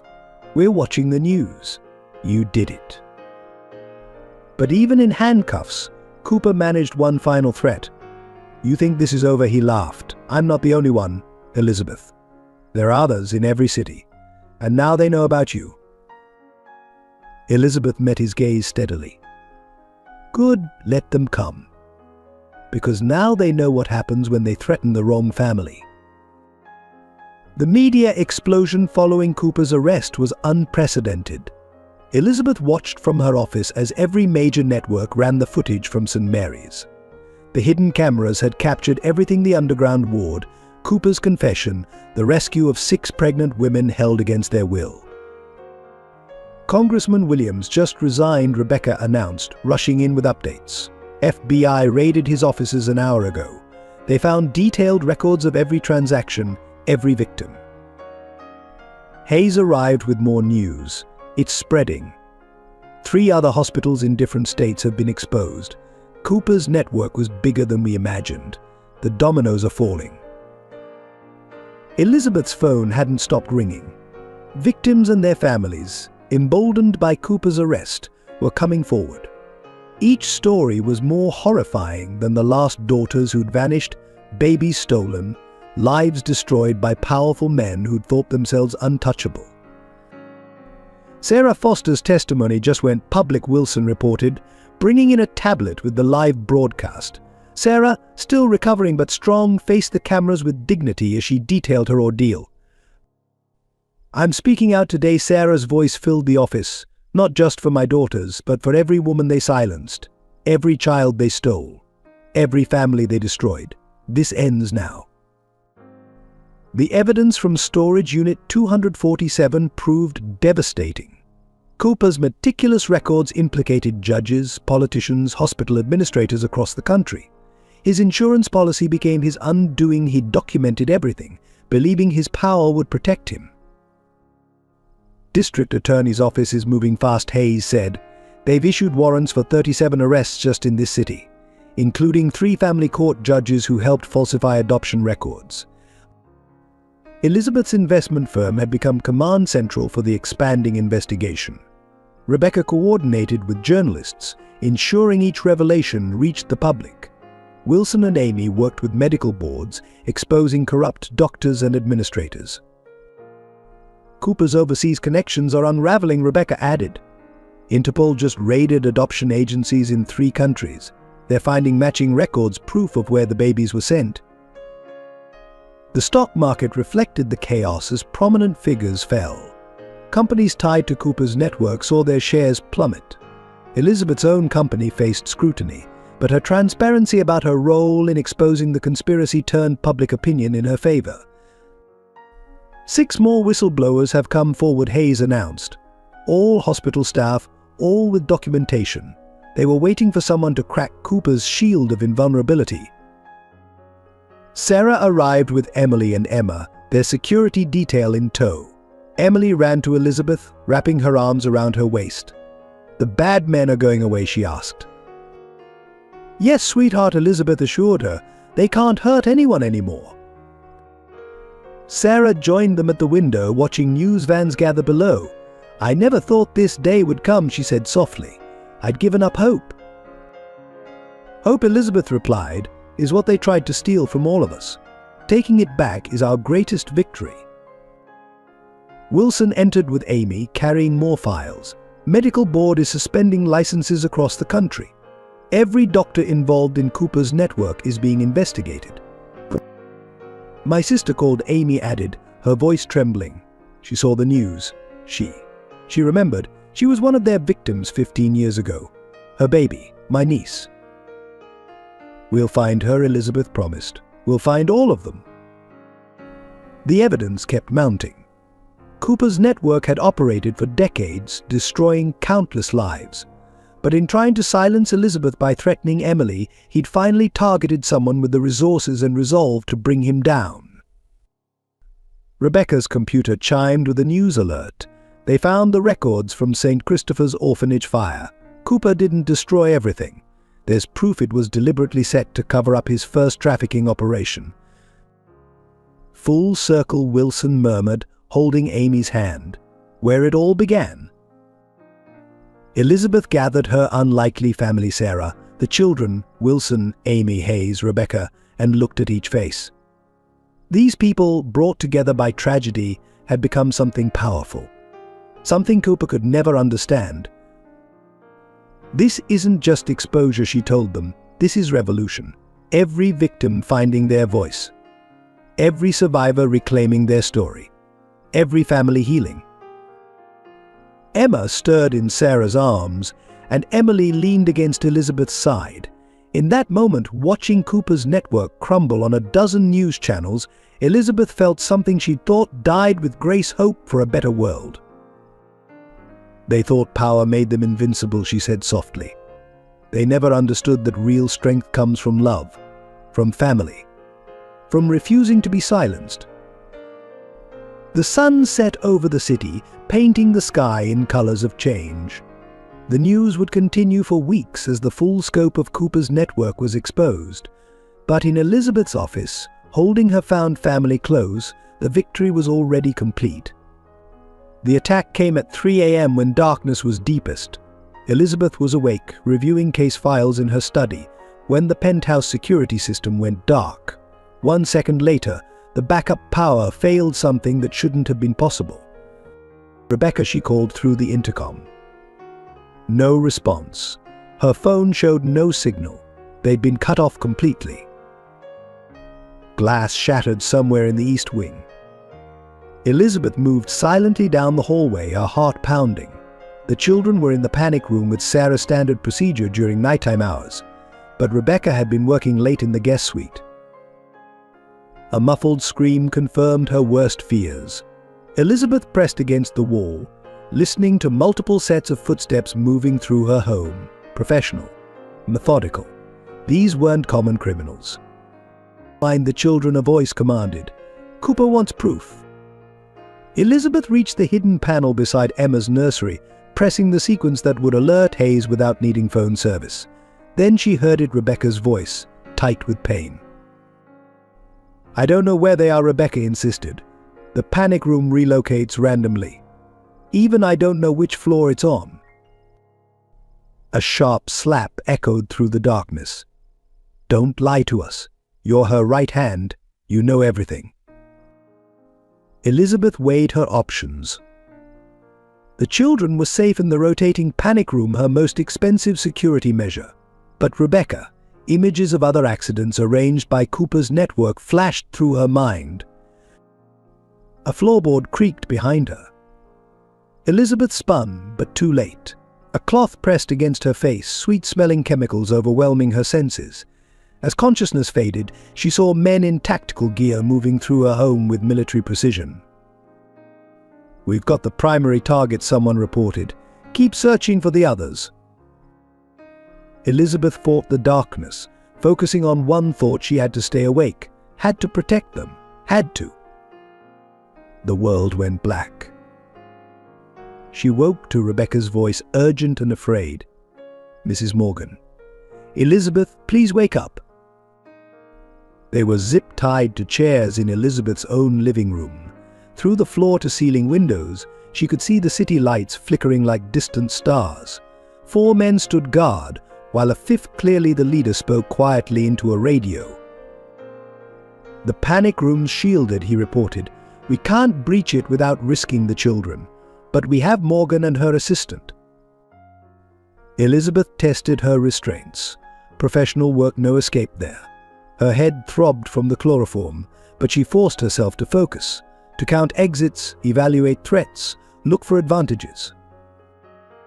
"Cooper sends his regards," the leader approached, his face obscured by a tactical mask. "He'd like you to reconsider your position regarding the evidence you've collected." "Cooper's in jail," Elizabeth's voice was hoarse but steady. "You're working for ghosts." He held up a phone, showing a live video feed. Cooper, in what appeared to be a luxury apartment, not a jail cell. "You really think a man with his connections would stay imprisoned?" Rebecca gasped. Elizabeth felt cold fear settle in her stomach. If Cooper had escaped. "Here's the deal," the leader continued.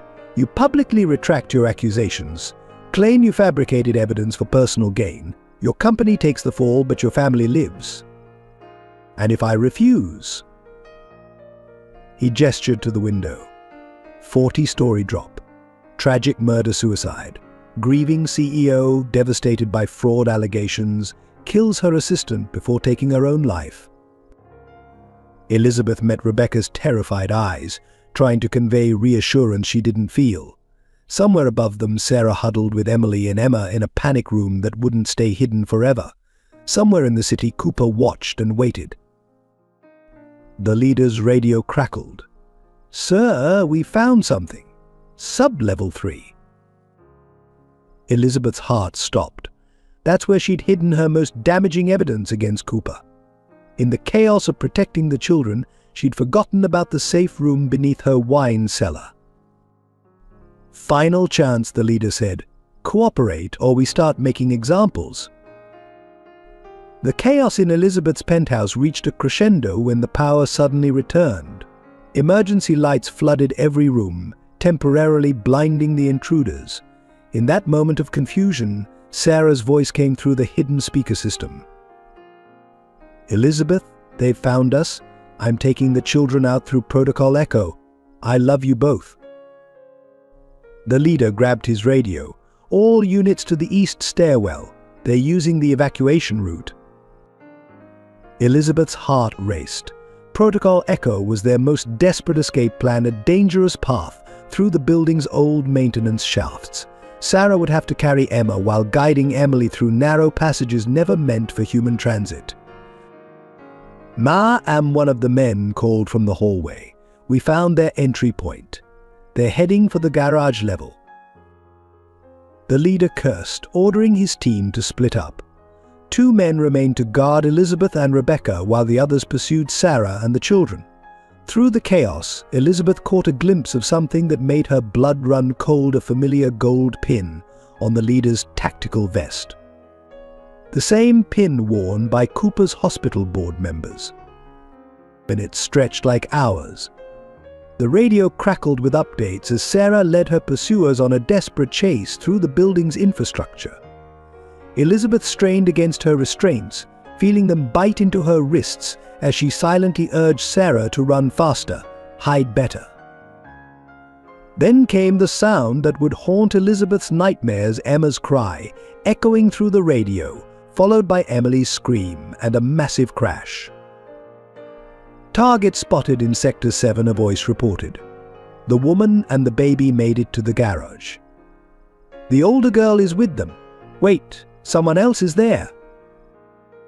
The leader's radio exploded with confused chatter. Gunshots, breaking glass, squealing tires. "We lost them," someone shouted. Black SUV, no plates, headed east on 47th Street. Elizabeth's guards received new orders through their earpieces. Without a word, they cut her and Rebecca free and disappeared, leaving them alone in the devastated penthouse. Hayes arrived with a tactical team 10 minutes later, but it was too late. The garage security cameras told a partial story. Sarah, clutching Emma and pulling Emily behind her, had almost reached their emergency vehicle when another SUV appeared. The footage showed Sarah pushing Emily toward their car before being forced into the unknown vehicle with Emma. The last frame captured Sarah's face, mouth open in a silent scream as Emma reached tiny hands toward freedom. "She saved Emily," Rebecca whispered, watching the footage. She could have surrendered with both children, but she made sure Emily got away. Emily, now safe with Dr. Wilson at a secure location, was inconsolable. "Mummy said to split up," she sobbed through the phone. She said Emma was too little to run fast enough. She said to tell Elizabeth she's sorry. The investigation revealed more questions than answers. The SUV's trail went cold after 3 blocks. No demands were received. No ransom notes. Sarah and Emma had vanished as completely as if they'd never existed. Elizabeth stood in Emma's nursery, touching the empty crib. Sarah's sacrifice haunted her, the choice no mother should have to make, saving one child by surrendering with the other. Somewhere out there, Sarah was either fighting for survival or... Elizabeth couldn't complete the thought.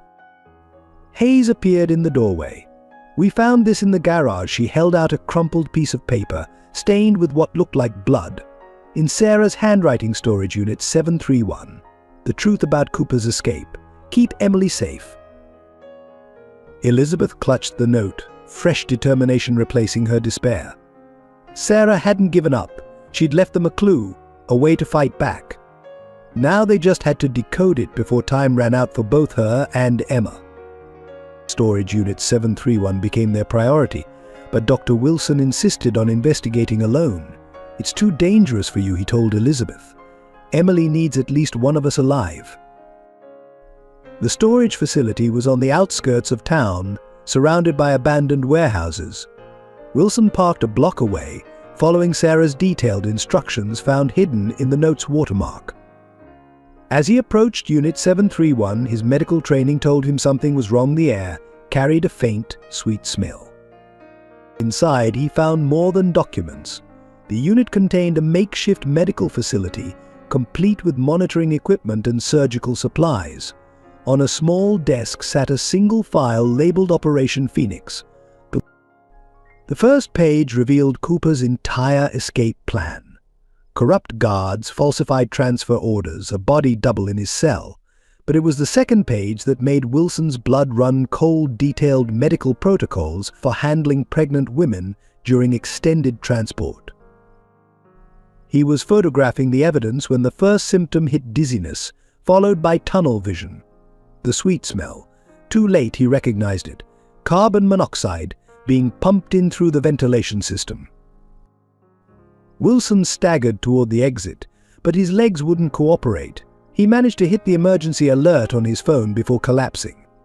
The last thing he saw was the unit's door swinging shut, trapping him inside with the invisible killer. Elizabeth, monitoring from her office, received the alert and dispatched her security team immediately. They found Wilson unconscious, barely breathing. The storage facility's security cameras had been disabled, but a nearby traffic camera caught a crucial detail: a hospital maintenance van leaving the scene. The next 72 hours became a vigil in the ICU. Amy refused to leave her brother's side, while Elizabeth split her time between the hospital and caring for Emily, who was traumatized by the possibility of losing another person she loved. He found something, Hayes said, reviewing the photos Wilson had managed to send before collapsing. Look at these protocols. They're not just moving women between facilities. They're keeping them sedated for weeks, even months. Elizabeth studied the medical details. These drugs, they're the same ones they used on Sarah in the sub-basement. They're still operating even with Cooper in custody. Wilson drifted in and out of consciousness, fighting for his life as the carbon monoxide poisoning attacked his system. During one lucid moment, he grabbed Elizabeth's hand. The van, he whispered. Check the van. Hayes' team traced the hospital maintenance van to a warehouse registered to one of Cooper's shell companies. Inside, they found evidence of recent occupation medical supplies, food wrappers, and a discarded baby bottle. They were here, Elizabeth realized. Sarah and Emma were here. But the true breakthrough came from Wilson's damaged phone. In his last conscious moments, he'd managed to photograph one more document, a shipping manifest for medical equipment being transferred to a private facility in the mountains. Wilson's condition stabilized after 4 days, though doctors warned of possible permanent damage to his heart. Emily was allowed to visit, her small hand clutching his, as she made him promise never to go away like her mummy did. I promise, Wilson told her, his voice weak but determined. We're going to find them, Emily. All of us together. The attempt on Wilson's life changed the game. Cooper wasn't just running a trafficking operation, he was rebuilding it, even from custody. The mountain facility, the medical protocols, the elaborate escape plan. All pointed to something bigger than they'd imagined. Elizabeth stood at Wilson's hospital window, watching Emily curl up beside him on the bed, finally sleeping after days of nightmares. They'd almost lost him, just as they'd lost Sarah and Emma. But each loss, each near tragedy, only strengthened their resolve. We need to end this, Wilson said softly, careful not to wake Emily. Whatever it takes. Elizabeth nodded, her expression hardening. Whatever it takes. The mountain facility loomed before them, a sprawling private hospital nestled in dense forest. Elizabeth studied the blueprints Hayes had obtained, while Wilson, still recovering but insistent on participating, marked potential entry points. Mom's locket, Emily said suddenly, looking up from her drawing. The one in the picture with the baby. Elizabeth turned to the girl. What picture, sweetheart? Emily ran to her backpack, pulling out a crumpled photograph she'd kept hidden. It showed a young woman holding a baby, a distinctive gold locket around her neck.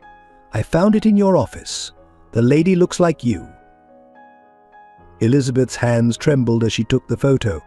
This is my mother. Where did you find this? In the box with the hospital papers. There was writing on the back. Elizabeth turned the photo over. In faded ink, Margaret and William, St. Christopher's Hospital, 1975. Billy's first day home with his sister Elizabeth. The world tilted on its axis.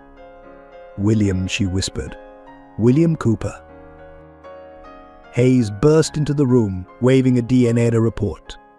Elizabeth, the tests came back. The samples from Cooper's office. They show a familial match to you. Wilson took the photo, studying it carefully. The locket. It's the same design as the one Sarah left with Emma. The one with the memory card. Memories flooded back fragments of a life before the foster system. A baby brother given up for adoption when their mother died. Elizabeth too young to remember more than feelings of loss and abandonment. That's why he targeted me, Elizabeth realized. The car accident that killed Grace. It wasn't random. William Foster wasn't just some drunk driver.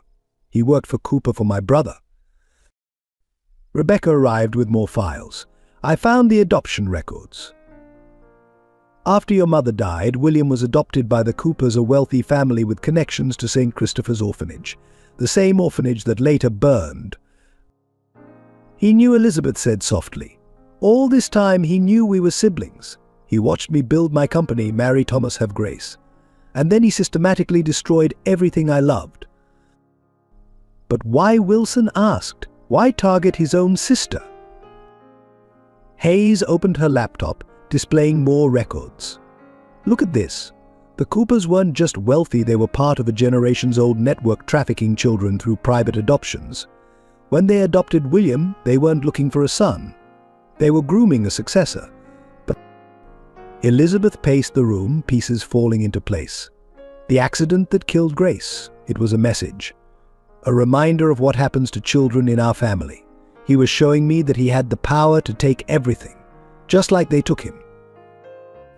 The storage unit, Wilson added, the medical protocols for pregnant women. They're not just selling babies, they're recreating what happened to you and William. Taking children from vulnerable mothers, erasing their true identities. Emily tugged at Elizabeth's sleeve. Is the bad man really your brother? Elizabeth knelt before her. Sometimes, sweetheart, people who are hurt very badly learn the wrong lessons. They think hurting others will fix their own pain. Hayes' phone buzzed. Elizabeth, Cooper's requesting a meeting. Just you at St. Christopher's, the old orphanage site. It's a trap, Wilson protested. Of course it is, Elizabeth agreed. But it's also our chance to find Sarah and Emma. He wants to finish what his adoptive family started, proving that blood means nothing compared to power. She picked up her mother's locket, so similar to the one Sarah had left with Emma. He thinks knowing we're siblings will make me weak, make me hesitate. But he's wrong. Understanding why he became a monster doesn't excuse what he's done. Rebecca entered with satellite images of the mountain facility. Security just changed shifts. If Cooper's meeting you at St. Christopher's, then the facility will be vulnerable. Hayes finished. We can get a team in, find Sarah and Emma while he's focused on you. Elizabeth touched the photo of her mother one last time before slipping it into her pocket. William chose his path long ago. He had the same start as me, loss, abandonment, pain, but he chose to become like the people who hurt us, While you chose to protect others, Wilson completed softly, to build a family based on love instead of power. Emily hugged Elizabeth fiercely. Don't let the bad man hurt you, even if he's your brother. Elizabeth held her close, thinking of Sarah and Emma, of Grace, of all the children William had stolen. Some wounds can't be healed, she told Emily, but they can be prevented from hurting anyone else. She stood, facing her team, her true family. Let's end this. Not just for us, but for every child they've ever taken, including the little boy my brother used to be. The mountain facility yielded more secrets than they'd expected. While Elizabeth prepared for her meeting with Cooper, Hayes' team discovered a hidden records room. Inside, decades of carefully preserved documentation revealed a pattern that changed everything. These aren't just trafficking records, Rebecca said, scanning documents into her tablet. They're genealogies. Cooper's network wasn't random, they were targeting specific bloodlines. Wilson studied a family tree chart covering one wall. Look at this. Sarah's maternal line. It traces back to the Lancaster fortune, the family that disappeared in the 1960s banking scandal. Hayes pulled up historical records on her laptop. The Lancasters didn't just disappear. They were systematically eliminated, all except one infant daughter supposedly killed in a house fire. But she survived, Elizabeth realized, and her daughter is Sarah. The evidence was irrefutable. Sarah Foster wasn't just another victim, she was the last Lancaster heir, entitled to one of the largest fortunes in banking history. Her adoption by the Fosters had been arranged by Cooper's network, placing her with a family they controlled. That's why they watched her so closely, Rebecca said. Why they panicked when she started investigating them. She wasn't just any witness, she was their most valuable asset. Emily, coloring quietly in the corner, looked up. Is that why Mummy knew all the secret ways to hide? Because she's a princess. Elizabeth smiled sadly. Something like that, sweetheart. Your mummy comes from a very important family, one that bad people tried to steal from. Hayes spread out more documents. The Lancasters were investigating the same trafficking network back in the 60s. They'd discovered that prominent families were selling their children to cover gambling debts, hide scandals, or simply for profit. And Cooper's adoptive family orchestrated their downfall, Wilson added, eliminating everyone who could expose them, except baby Sarah's grandmother, who they couldn't find. Elizabeth's phone chimed a message from an unknown number. Attached was a photo of Sarah and Emma, clearly taken recently. Sarah was unconscious on a hospital bed, while Emma lay in a bassinet nearby. Behind them, through a window, snow-covered mountains were visible. But they're moving them, Elizabeth said. Cooper's meeting is a diversion. While we're at St. Christopher's, they're transferring Sarah and Emma to another facility. Rebecca enlarged the photo, focusing on a detail in the background. That painting on the wall, it's a Lancaster family heirloom. I recognize it from the historical records. They're taunting us, Hayes growled, showing us they know Sarah's true identity. Wilson studied the mountain view in the photo. Those peaks, they match the view from only one side of this facility. They're in the east wing, probably near the helipad. Emily tugged at Elizabeth's sleeve again. The bad men want Mommy's money. They already have it, sweetheart, Elizabeth explained gently.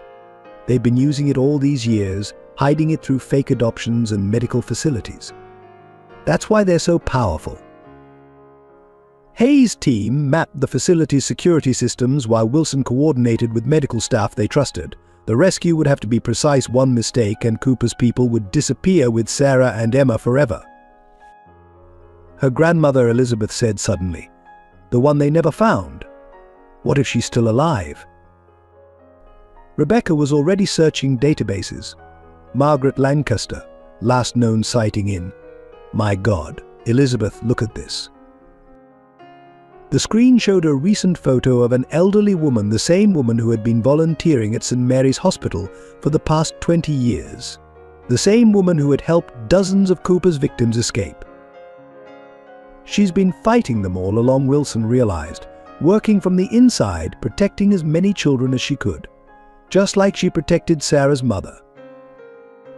Elizabeth felt tears in her eyes. Sarah never knew. All those years hiding, running, fighting, she had an ally right there. A grandmother who never stopped looking for her family. We need to get her out now, Hayes insisted. Before Cooper realizes we know the truth about Sarah's inheritance. Emily held up her, drawing a family tree of her own with Sarah, Elizabeth, and all their allies connected by bright crayon lines. We're all family now, she declared, and family saves each other. Elizabeth squeezed Emily's hand, then turned to her team. Cooper thinks old money and corrupt power make him invincible. But he forgot something crucial. What's that? Wilson asked.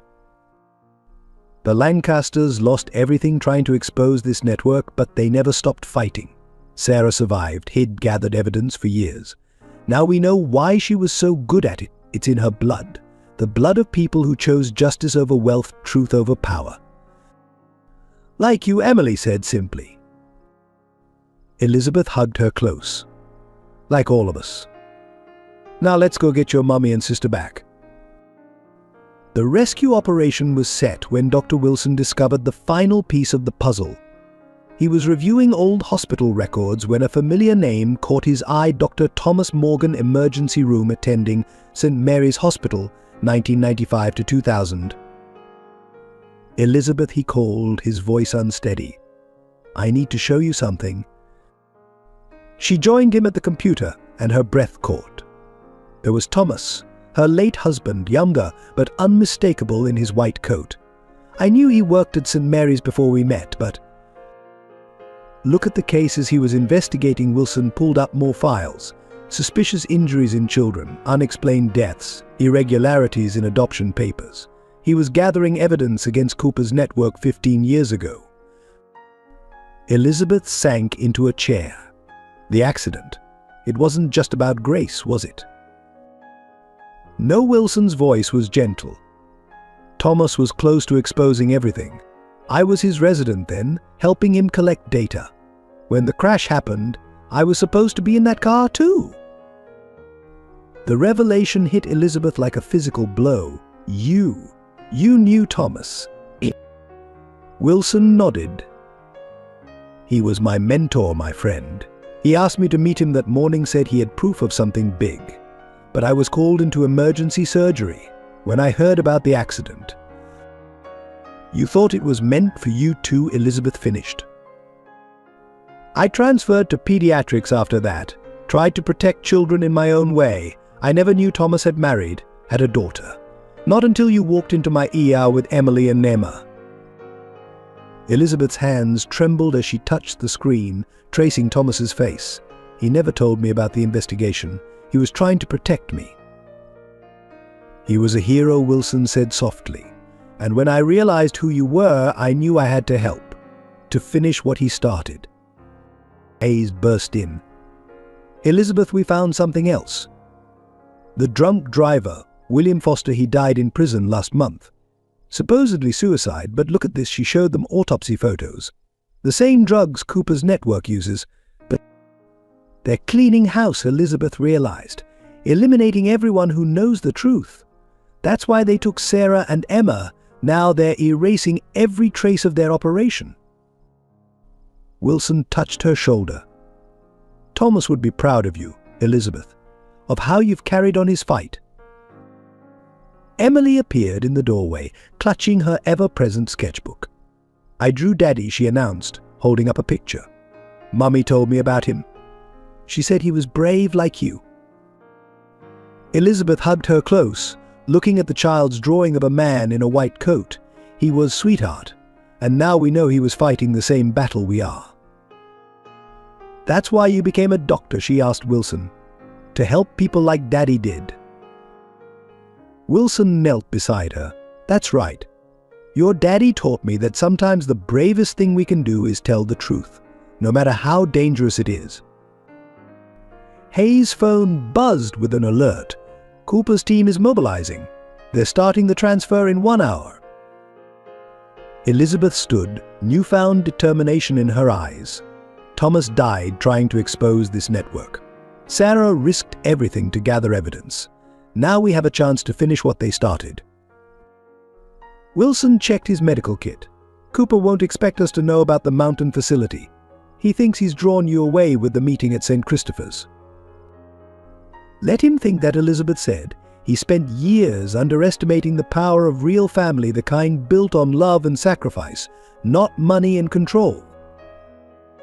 Emily tugged at Wilson's sleeve. Will you protect Elizabeth like you protected my mummy at the hospital? Wilson looked at Elizabeth, years of shared purpose passing between them. With my life, he promised, just like your daddy would have. Elizabeth gathered her team for final preparations. Each person there carried a piece of this story: Hayes with her unwavering pursuit of justice, Rebecca's tireless research, Wilson's connection to Thomas, and Emily's innocent wisdom that reminded them what they were fighting for. Thomas died protecting the truth, Elizabeth told them. Sarah sacrificed herself protecting her children. Now we honor their courage by ending this, not just for them, but for every family this network has torn apart. The mountain facility's security systems fell in precisely coordinated strikes. While Cooper waited at St. Christopher's, Hayes' FBI team breached the compound from 3 directions. Elizabeth and Wilson led the medical team, ready to treat any victims they found. East Wing clear, crackled the radio. West Wing secured, moving to Central Medical Unit.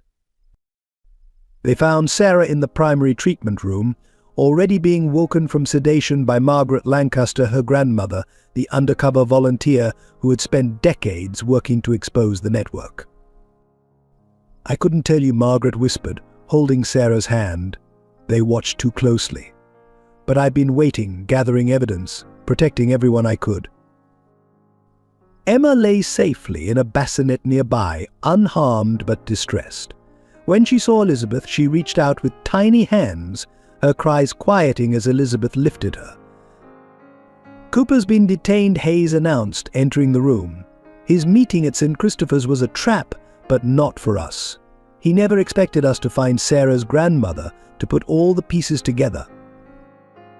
The evidence they discovered in the facility proved overwhelming. Hidden rooms contained decades of records, financial transactions, falsified medical documents, detailed accounts of every child bought and sold through their network. "Look at this," Rebecca called, examining computer files. Offshore accounts, shell companies, everything linking back to the Lancaster fortune. They've been using Sarah's inheritance to fund their entire operation.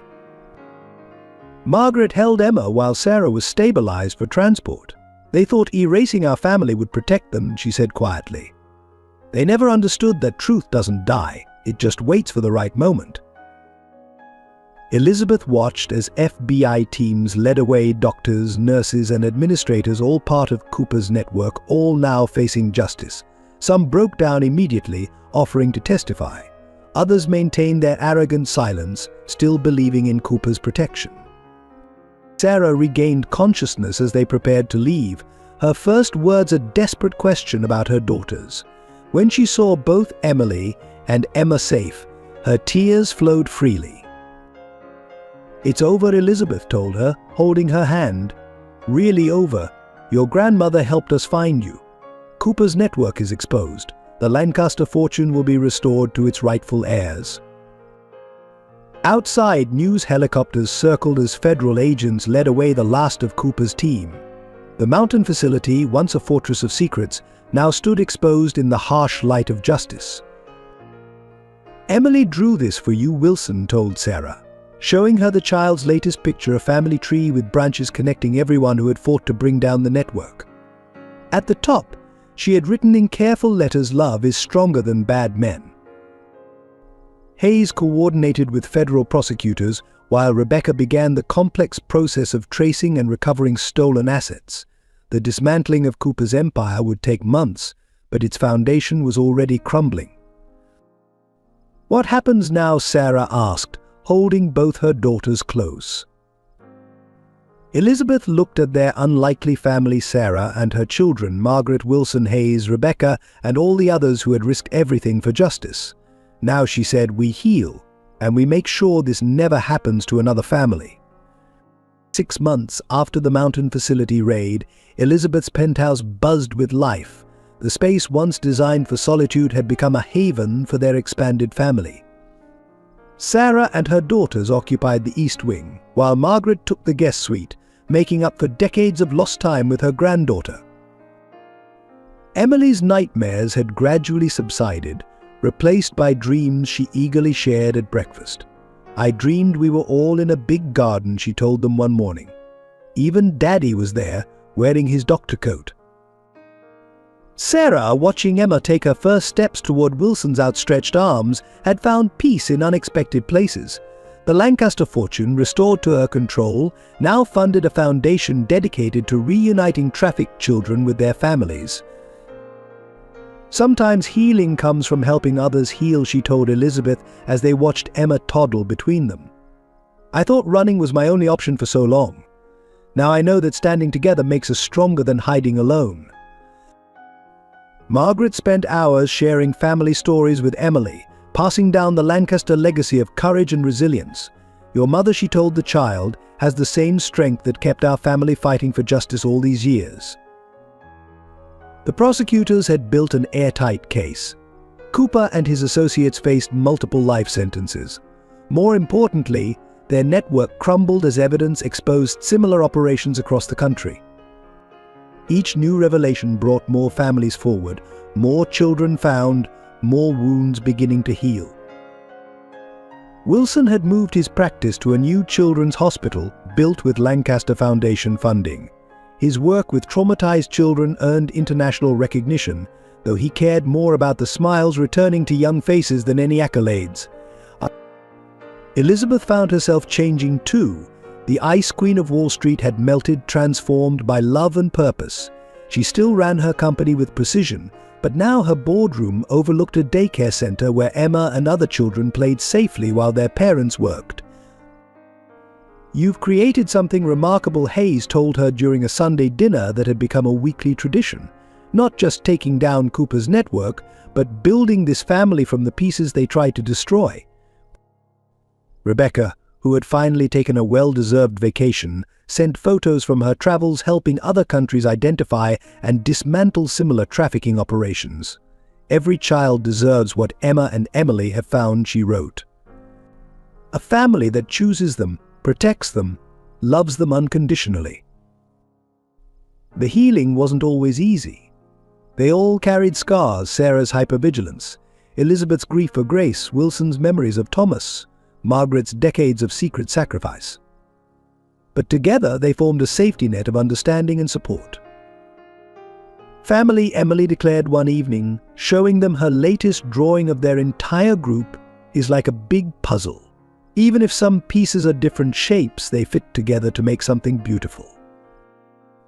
Elizabeth hung the drawing in her office, a daily reminder that love could flourish in the most unexpected places, that family meant more than blood, and that healing was possible even after the deepest wounds. 1 year later, Elizabeth's penthouse garden bloomed with roses for a very special occasion. Emily, wearing a flower girl dress she'd helped design, scattered petals down an aisle created between blooming plants, while Emma toddled behind her, carrying a tiny basket of her own. Sarah, radiant in blue, watched her daughters with tears of joy as Wilson waited at the makeshift altar, his eyes fixed on Elizabeth as she walked toward him. Margaret held Emma, while Hayes and Rebecca sat with other guests who had become family through their shared journey. "Family isn't just about who we're born to," Elizabeth said in her vows, "but who we choose to love, to protect, to stand beside through darkness and light. You help me find the strength to love again, to build something beautiful from broken pieces."